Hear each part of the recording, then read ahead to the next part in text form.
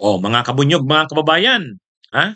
Nung isang araw pa ito linabas statement na ito ng ni Sara Duterte, reaksyon niya ito doon sa naging desisyon ng Korte Suprema na diniklara ngang unconstitutional yung impeachment laban sa kanya. So naglabas ng statement si Sara Duterte nung isang araw pero hindi ko ito nabigyan ng reaksyon eh. Ha? Hayaan nyo. Ngayon tayo magbigay ng reaksyon. Ano bang sinabi ni Sara Duterte? Sabi niya, our country deserves better and we shall stand tall, strong and resilient against leaders whose greed will bring down our homeland. We deserve better. Ha? Mga kabunyog, ha? Tama 'yun. We deserve a better country, a better nation. Ha? Our country deserves better. Kaya nga ginagawa ng lahat na mapanagot ka, Sara Duterte, dahil our country deserves better. Ha? Kaya lang yun na nga, ang naging desisyon doon ng Korte Suprema, wala. Pinatay ang accountability. Pinatay ang pagpapanagot kay Sara doon sa kanyang mga maraming ebidensya yun ng katiwalian, yung sa confidential funds, yung sa pundo ng DepEd, ng OVP.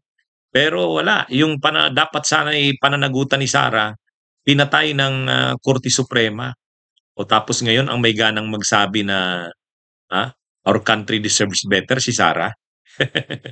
Paano tayo magkakakuha o magkakaroon ng isang bansang mabuti kaysa mayroon tayo ngayon kung sa ganyan nga na napakalinaw na ng mga ebidensya ng katiwalian, ay wala. Ang Senado, dinelay ng dinelay. Ang Korte Suprema, nasa kalagitnaan na, magsisimula na ang trial, pinatay ang impeachment. So, paano tayo magkakaroon ng better na bansa, ng mas maayos na bansa kaysa sa ganito? Kung ang mga opisyal lalo na't matataas na opisyal ng bayan na inaakusahan ng mga katiwalian ay hindi na mapapanagot. Ang ginamit lang diyan na basihan yung mga technical na yung mga sa rules, yung 1-year bar rule, hindi raw nabigyan ng due process, ay samantalang maraming beses na pinatawag yan si Sara sa Kamara. Siya naman ang hindi sumisipot kung ano-anong palusot. Tapos ngayon, siya pa ang may ganang magsabing diniprive ng due process. Ito namang Korte Suprema, sinasabi, dininay daw ang due process ni Sara Duterte na nakalagay sa Bill of Rights. Our country deserves better, tama. Pero kaya nga ginagawa itong pagsusulong ng impeachment because we deserve better. Hindi itong ganito. O kaya lang, pinatay ang impeachment laban sa iyo, Sara Duterte. Tapos ngayon sasabihin mo, our country deserves better. Ay, actually, itong desisyon na ito ng Korte Suprema, papatayin ito ang accountability. Pinahihirapan. Ang sabi nga ni retired Associate Justice Adolfo Ascona, nang sinulat nila ang 1987 Constitution, pinasimple lang nila yung accountability of public officers, hindi masyadong mabigat, hindi masyadong mahirap. Kasi kung pahihirapan mo ang pagpapanagot sa mga tiwaling opisyal ng bayan, paano mo pa sila mapapanagot? Pinaliwanag yan ni retired Associate Justice Adolfo Ascona. Sa 1935 Constitution, yung pag-initiate ng impeachment, 2/3 na boto ng mga kongresista. Pero ngayon, 1/3 na lang para mapadali.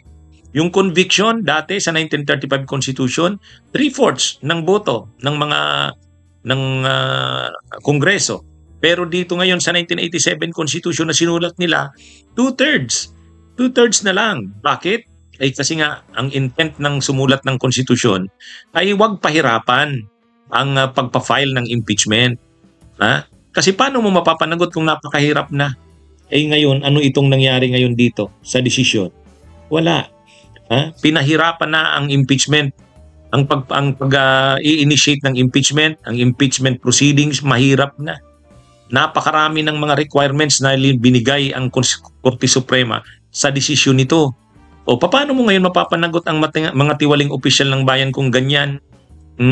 Parang katulad ito ng ginawa ni ni Martires sa ombudsman, sa halip na magkaroon ng freedom of information, maging bukas sa mamamayan at sa sino man ang salin ng mga politiko, naglabas ng memo si Martires na hindi na pwede yan. Kailangang sumang-ayon yung concerned na individual na payag siyang ilabas ang kanyang salin. Sino ngayon ang pinoprotektahan mo?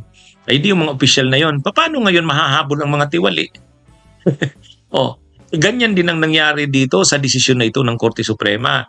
So, paano tayo magkakaroon ng mas mabuting bansa kung ang mga tiwali ay hindi na napapanagot dahil masyado nang mahirap ang proseso ng impeachment? Paano? Hindi ano eh. Ano itong sinasabi ni Sara? We shall stand tall, strong and resilient against leaders whose greed will bring down our homeland. Sino ba yan? Tinutukoy niya yata dito, siya eh. Mga ganid na leaders na binabagsak, dinudurog ang ating bayan. Sino ba yan? Ay di ba sila ng ama niya? Si Duterte, si Digong? Ang daming pinatay, kaya nga may crimes against humanity. Ang daming ninakaw, kaya nga ang daming nakabinbin ng mga kaso. Formally, overpriced laptops, kung ano-ano pa. Sino ba ang halos dumurog ng ating bansa na ngayon ay napakahirap na ng pagsasaayos na ginagawa?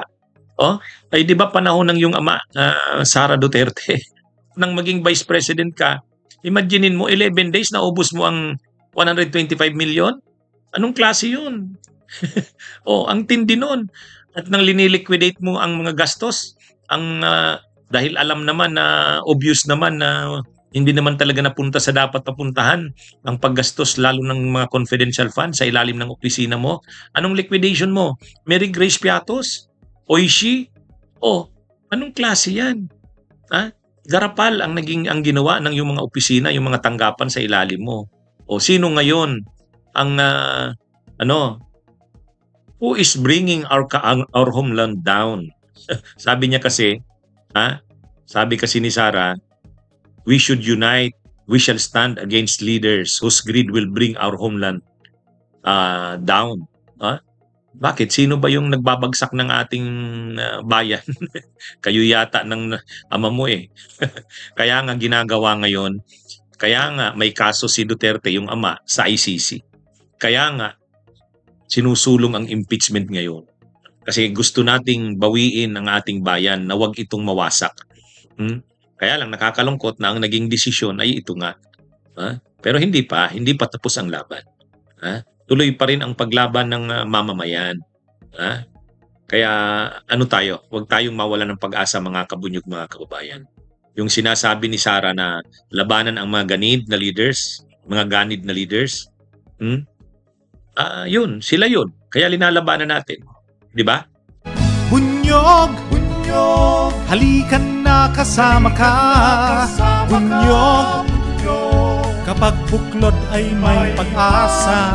Luzon, Visayas, Mindanao, isa ang pananaw. Sa bagong Pilipinas ang bunyog isisigaw. Bunyog.